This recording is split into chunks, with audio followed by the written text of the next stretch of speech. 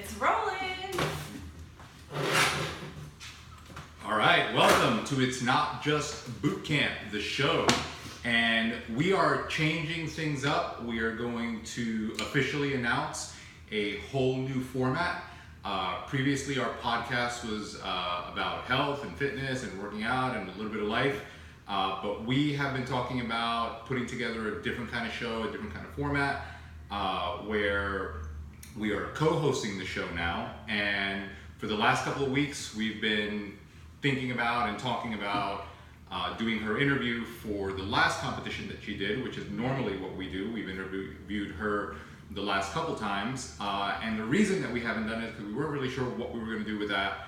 But as of this morning, we officially decided and officially are announcing that we will be co-hosting this show moving forward.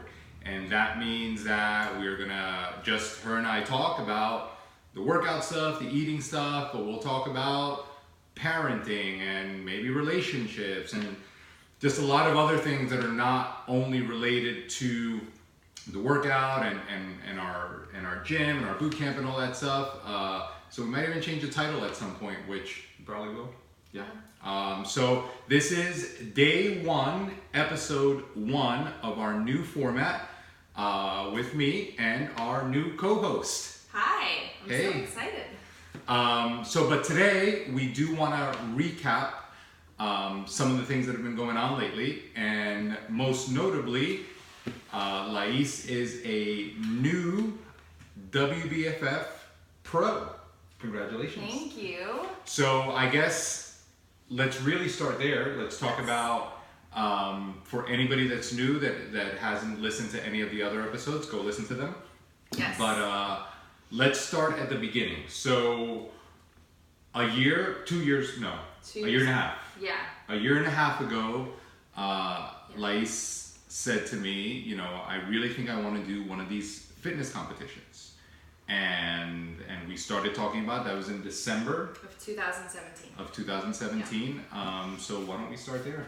So I've been working out for a while. I had done some challenges for meal plans, 6-week transformations and stuff like that.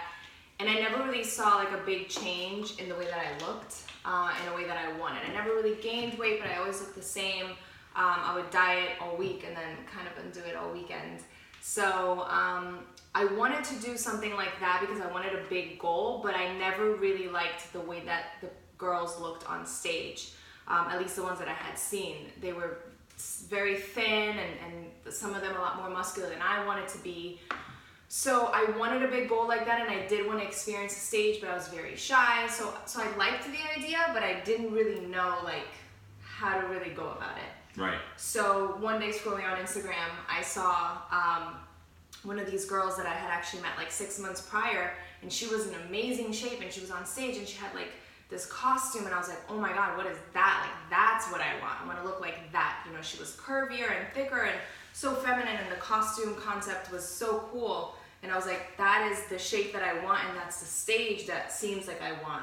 So that's the goal. Can I do it? How can I do it? So awesome. That's how it started. So we had that talk, and of course she had been working out in our group classes, but like she said, she wasn't really being consistent with her food, or at least not eating in a way that was going to support that particular goal, which I think is one of the important things. I think that just amongst each other, we always talk about, even this morning, how people sometimes mistake eating healthy or healthy eating with eating the right way.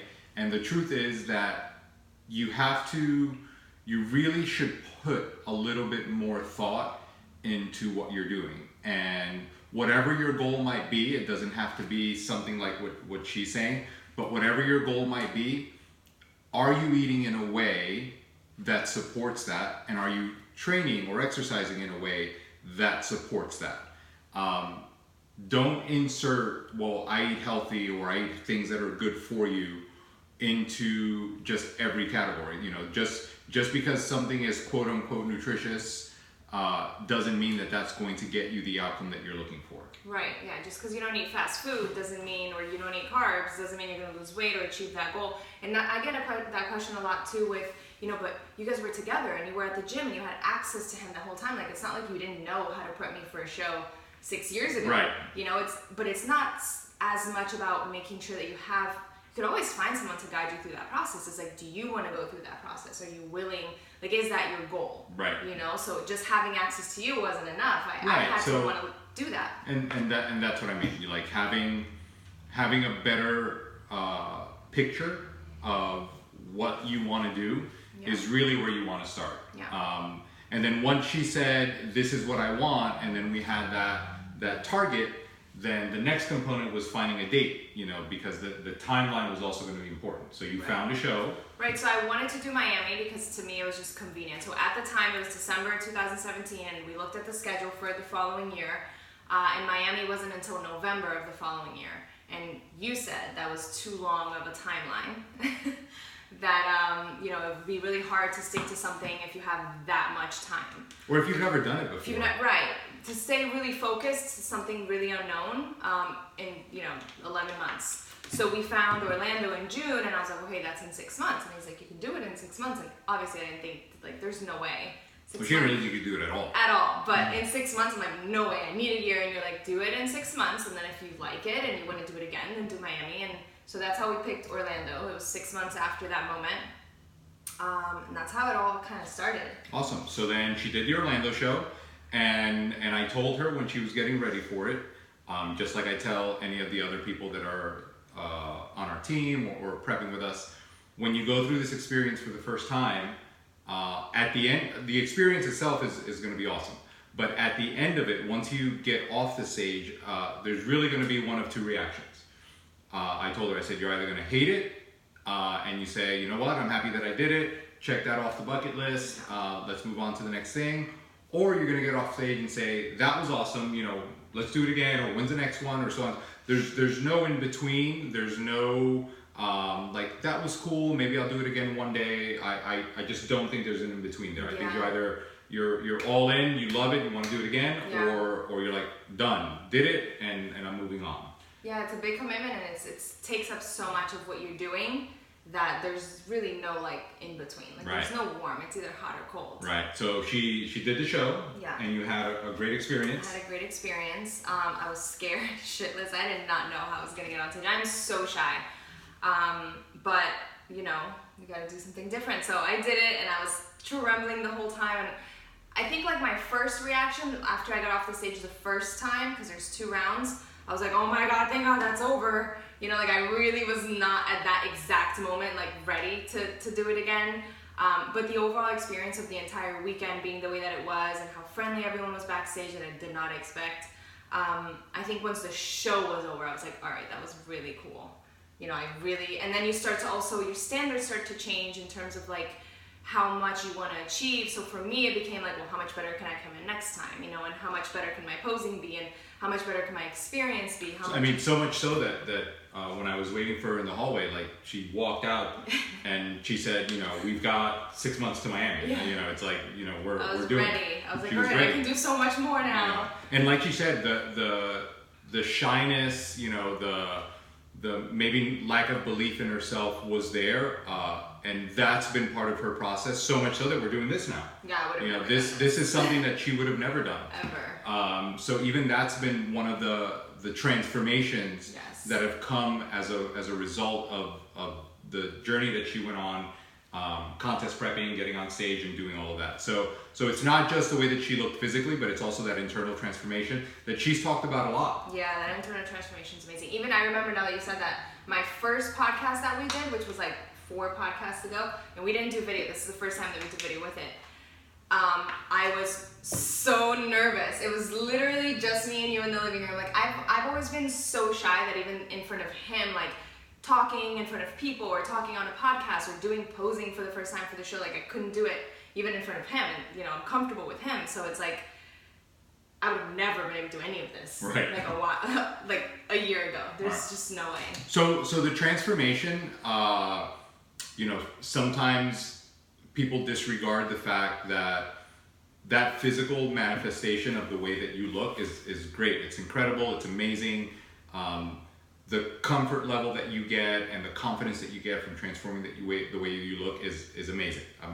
But the internal part that the process gives you is so much more rewarding, because not only does it turn you into the person that you can be, but you get to keep all of that. A lot of times dieting for a show that you're getting ready for, that one day, or training that hard or being that consistent is not always the easiest thing to be consistent with. But the other portion of that transformation you get to keep forever. Yeah, and it has very little to do with the six pack or with whatever physical transformation you went through. And I think people think that, like, well, of course you gain confidence, like, your body totally changed. One thing really has nothing to do with the other. Like, the confidence that you get, like that internal transformation, has so little to do with my physical accomplishments and so much more to do with, like, every little thing that you do in that journey that's different and that takes you out of your comfort zone, whether it's a little bit or a lot, gives you the confidence. So, like, every posing session, every time that I didn't eat the things that I couldn't, or every time that I didn't skip the workout on a day that I felt bad, like, all the things that you have to do that only you go through in that process gives you that confidence with yourself. Like, you kept your word with yourself. So you go through that journey, and whether you're doing something that's out of your comfort zone because it's in front of other people, or whether you're skipping that dessert, or whether you went to a party and people offered you stuff and you're like, no, I'm good, I have my food. Whatever it is that you went through, and there's so many things in that process, that's what gives you that internal confidence. Like, wow, I did that. Like, once you step off the stage, you're like, yeah, the body's nice, but, like, I did that. Inside, like, you have a new level of respect for yourself. And that's, I think, where that inner confidence comes from. And so much so that was really one of the things that she talked about the most after the show. So much so that she said, I really wish that more people could experience this. Yeah, for sure. And when we set out to do this, one of the things that we wanted to do to be transparent is to show and demonstrate that all of the things that I have been saying, that I've been preaching, that I've been talking about for years, about training and nutrition, could translate all the way to getting somebody on stage.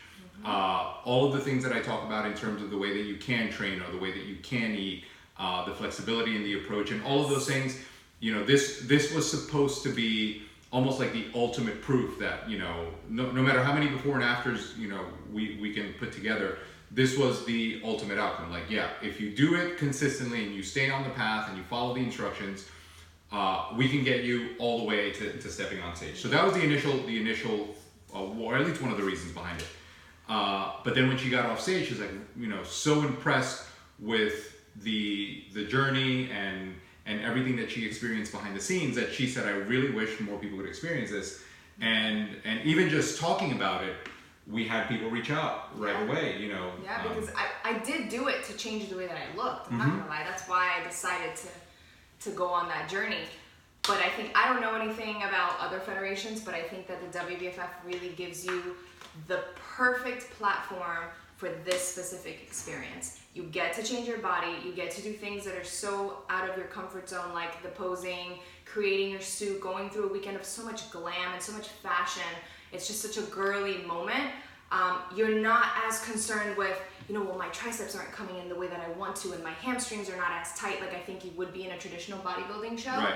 Because you're just standing side by side. Even if, I'm sure that for them, getting on stage, for some of them, could be out of their comfort zone, but it's so much more stiff and so much more about every specific muscle that I don't know how much they get to enjoy that transformation as to this experience, which, like I said, I don't know anything about the other federations, but you really get to enjoy that process and make it your own journey and not stress so much about every single little muscle in your body, and is it coming in, is it going to come in as much as the girl next to you? And I would even add, forget, like, she's right, but I would say just the way that we do it, just because a lot of the stuff that you see out there, or a lot of the stuff that's going on, is the same whether you're doing one federation whatever or the other. you're right. The way people are getting prepared and coached into this process is very similar no matter what. Mm-hmm. So I would say the way that we specifically deliver that journey or that process is different. 100%, and not just coming from us. Like everyone that's prepped with us will say it. You know, thank God we have all this flexibility, and thank God that, you know, for at least half my prep I got to have wine, or not me, but a lot, you know, whoever wants that. You did. The first prep, I don't really drink anymore. But my first prep, my thing was Pop-Tarts, and then the second prep, it was Swiss rolls and Cuban toast every morning. Like, I've always had, you know, kind of whatever I wanted. It's just, you know, people think that this process is like such a sacrifice. It does take commitment, but I think the commitment, the way that you do it, is so much more so in being consistent with it.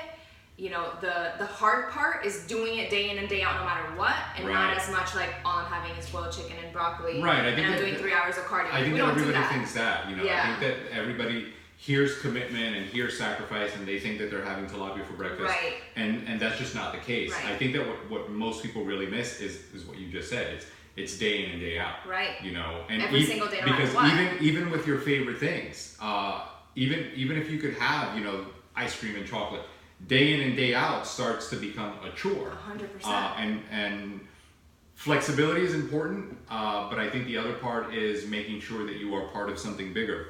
So let's go back, and so we did put together a group of people. Right, so after Orlando, we had a lot of people reach out and said they were interested in competing, and it happened to be all people that had never competed, and honestly probably had never really even considered it, but I think when you follow a journey that's a little bit more relatable, that it's somebody else that's never really done it, I think that they were like, well, if she can do it, maybe I can do it, which was awesome. Right. So we had like 11 people, 11 or 12 go to Miami for that show, and that so we was took really cool. 11 or 12 people through that journey, from the time that she finished her show, late June, early July, all the way into the Miami show in November. And same thing, you know, 11 or 12 completely different people with different body types, shapes and sizes, ages. Different experiences, different ages, all competing for the very first time. Yes. And all of them managed to not only go through the process, go through the journey, get on stage, but all of them, you know, as far as we know, have kept the results or the fruit of their labor long after that show's passed. Yeah, and they all had an amazing internal transformation too, because I got to do, you know, most of their posing, and it's really cool because they even said it, yeah, but I'm really shy. Like, that's what a lot of people say. Like, yeah, I would love to do that, but I'm really shy, or I don't have the kind of commitment level. Both of which, that's why you should do it. Right.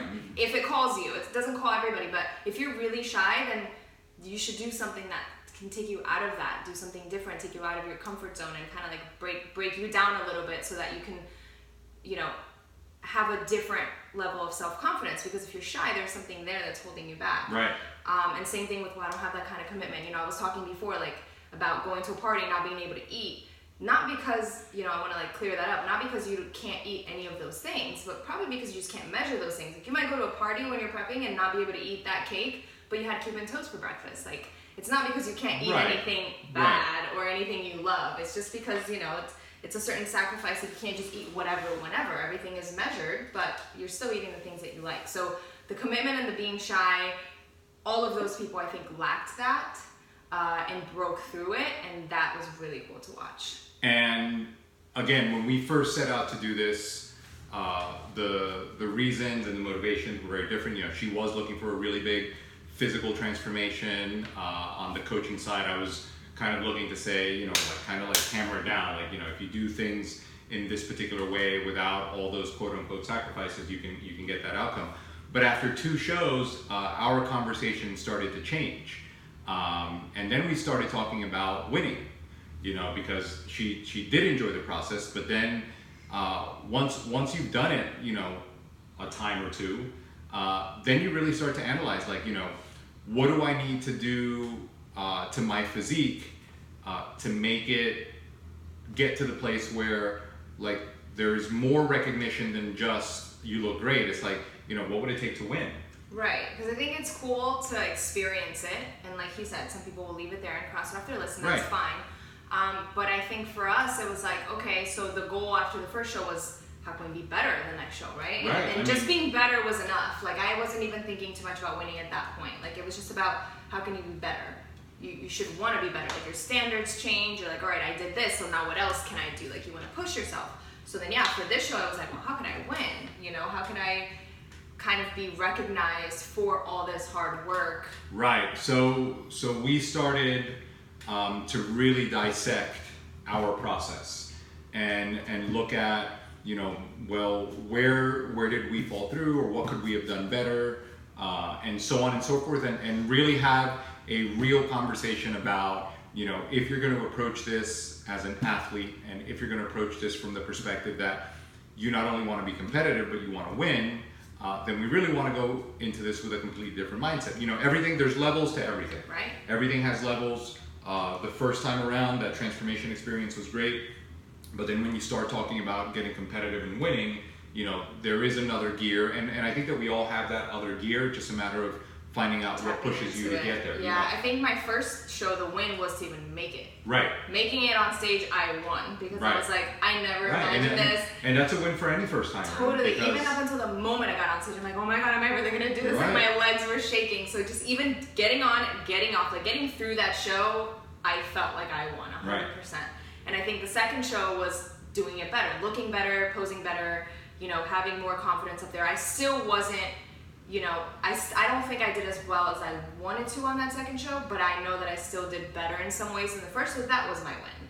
So then the win isn't always, what I'm trying to say, isn't always about like if they thought that I won or if they were going to give me because at the end, you know, for it. you're still being judged by other people, and it's their opinion, and it's subjective, and whatever the case might be. Right. One of the other things before we move on to this last show is, you know, while we are like, this is what we do, you know, for a living, and we have a facility, and obviously, you know, the access to the coaching is ongoing, you know, that doesn't come without its share of, I don't know if struggle is the right word, but I'm like, where are you going with this? Right, I don't know if it doesn't come without its share of obstacles. We have obstacles just like everybody else, you know, we have children, 2, a boy and a girl, a toddler, a teenager, you know, we work 7 days a week, you know, we have, or she that competed, have the same obstacles that everybody else has, and then some. You know, there are a lot of things that we don't necessarily talk about or share or have in the past, and I think that this is one of the reasons that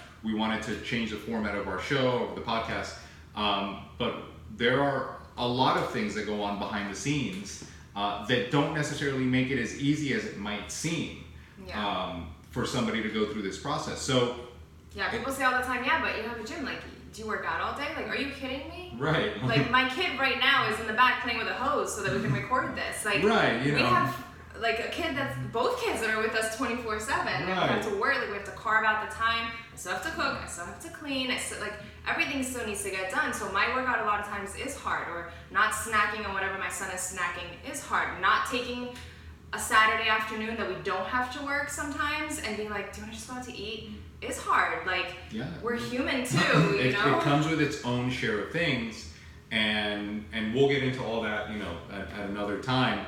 But I really didn't want anybody that's listening or watching to say, well, you know, it's a lot more convenient for her. Right, it's or for easier. them. It's not. Or even having access to him. Yeah, it's easy and it's hard. He's freaking watching my every bite. I was gonna say my every step. You know, he's around all the time. Like, we woke up this morning and he's like, I have very bad news. You haven't finished your water. Like, he knows everything that I'm doing or not doing. So it's like, yeah, it's great to have access to him being like, crap, this happened, what do I do? But so do all his clients. Right. And they're not being watched 24/7, so. And that was one of the things that we discussed for the show that we just did. You know, just like anybody else, super transparent with her. I said, listen, you know, the truth of the matter is that if we're honest, I know that we didn't do, because, you know, both of us, we didn't do everything that we could for that last show. You know, there was not 100% compliance with the food 100% of the time, all of the days leading up to that show. Training was not 100% all the time. So there were a lot of things that were not done leading up into the Miami show. Yeah, the second show. And that was the conversation that we had to have, you know. So if you want to do this and you want to go all in, then you need to go all in. The whole time, the whole prep, and with the outcome of, you know, if I go 100%, what's going to happen?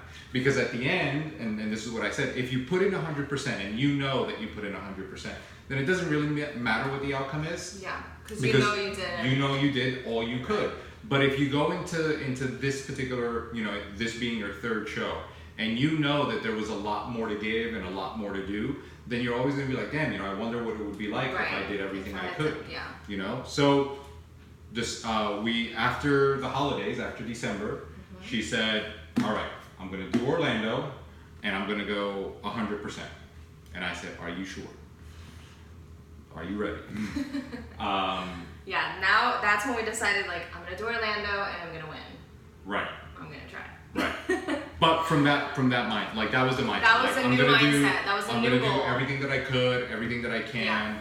Yeah. I'm going to eat, and along this particular journey, we actually made some other discoveries.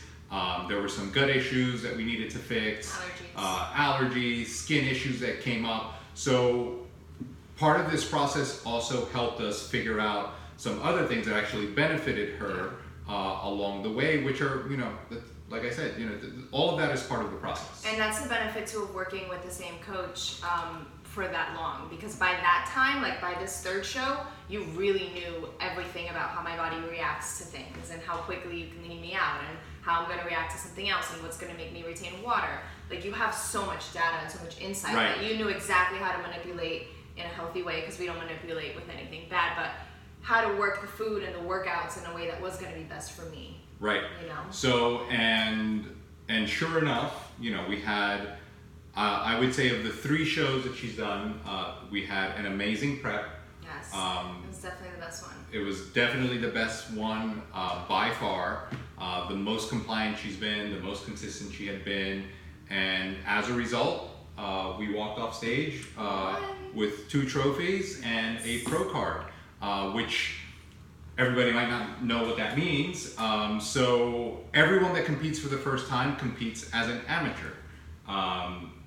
Imagine, if you ever follow any kind of sports, imagine a high school player or college player of any sport, like basketball. If you're a high school or college athlete, you are an amateur until you get drafted by the NBA, right? And then you become a pro basketball player. So same concept. Everybody that competes for the first time competes in an amateur show against other amateurs. Now, those amateurs might be competing for the very first time, or they might have been competing for a long time and just never put themselves in a position to win and become pro. So we walked off that night with a pro card, which entitles her to now continue competing with other pro athletes, with the best of the best in the world, which we are doing in a few weeks now. We're going to the Bahamas for the World Championships, where she will be getting on stage with the best competitors the WBFF has. All the champions, all the best bodies in the world will be on the same stage that night. But what does that do for her? It raises the standard. It changes what she may have thought in the past was a great physique, has completely changed, because now the comparison, even just with herself, is different. The way her body's transformed in the last year. What she considers I'm in shape now and what she considered that before is very different. Very, very different. So but I think that's a good point. With going, it was the best prep and we got the result that we were hoping for. Like you said, everyone is an amateur and everyone competes at amateur level until the federation decides that they're ready to be a pro, and that has a bunch of different ways that they decide that, from your physique to your stage presence and your posing and the overall marketability, all of that, right? So you could be competing for years as an amateur and never get a pro card, or take you a long time, or it might take you less time. It depends. Everyone's journey is different. But I think what made that prep the best prep, and like you said, the most focus and the most everything, and what gave us the outcome that we wanted, was because I had in mind a big goal, like, okay, I want to win. That was my goal. So a lot of times, the point that I'm trying to make is, a lot of times people will come to us and they'll say, how about if I prep for the show and then I see if I make it? That's not gonna work. Right. You know, I wasn't prepping for this third show saying, well, let me prep really well and see if I win. I was like, I'm going to win. Like, I manifested it, and I was going to do everything in my power to do it. And again, I'm not perfect, and there were moments of weakness, and right. that's fine. But even what she's saying, like, a lot of people have said, you know, I just want to get in shape like that, but I don't want to get on stage. Like, You're not going to do it. The truth of the matter is that the reason that outcome comes about is because you are stepping on stage in front of people in a bathing suit to be judged. Exactly. There is no I'm going to train all the way through, and if I'm in shape, then I'll do it. Like, no, because number one, you're your worst critic. You never think you're in shape, and that's the worst problem. Right. Like, the biggest. You have an out already. Right. The biggest thing about this process is that you're going into it blindly, and you're telling yourself, I don't care what I have to do. I'm gonna get there. If you don't believe that you can, it's hard to imagine that you're going to. I had that too. I still do. I'm like, oh my God, I'm gonna look like that. It's hard to imagine that's gonna happen, but if you don't believe that you can put in the work and that you're in the right hands to make that happen, then you're not gonna do everything that it takes. Right. So then the question becomes, okay, how about I prep because I want to look like that and I don't get on stage? Well, why don't you want to get on stage? Because I'm shy. Well, then you got to break through that too. Right. So the reason we had that kind of success, I think, is because that goal was like, that's the goal. So the same thing goes for somebody who hasn't competed. If that's your goal, then you do whatever it takes to get there, and you don't think about, well, you know, I can always back out at the last minute. Like, you set your focus on that goal and you do that and nothing else, and that's the only way I think that anybody could actually make it. Right.